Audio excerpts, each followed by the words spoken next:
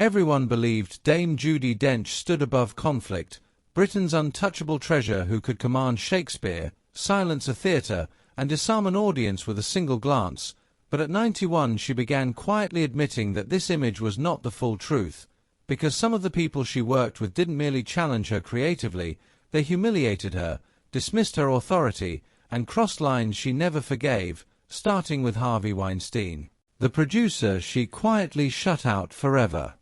After an award season meeting in the early 2000s where she questioned why her campaign was being framed around fragility and age rather than craft and power, only for Weinstein to lean back and tell her, "Judi, leave the thinking to us, you just show up," a sentence she met calmly by standing up, ending the meeting, and never trusting him again, reducing contact to the bare minimum and declining projects connected too closely to him. A decision that shocked insiders but revealed that she had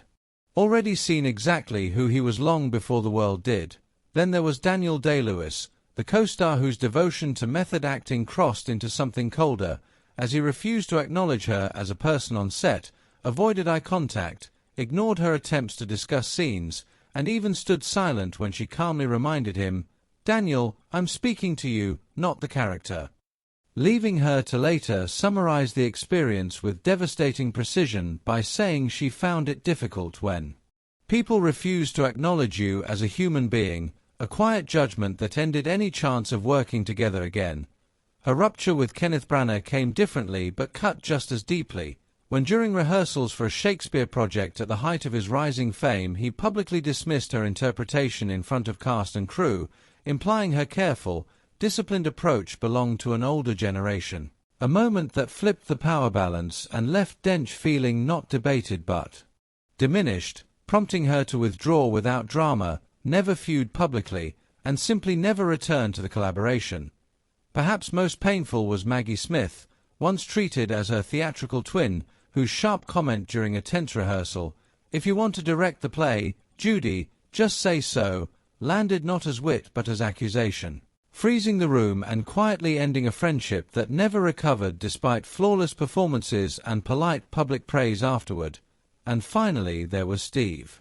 Coogan, whose humor repeatedly brushed aside Dench's careful questions about emotional structure until a joking remark during a table read reduced her work to overthinking, followed by a rewrite suggestion to trim her monologue because the project needed less lecture. A moment she answered only by closing her folder and withdrawing completely, leaving behind not anger but distance, the kind that never closes again. These were not loud feuds or public meltdowns, but small moments witnessed by full rooms, sentences that revealed how little respect remained, and once that respect was gone, Judi Dench never fought to reclaim it. She simply walked away, quietly, permanently, and without regret.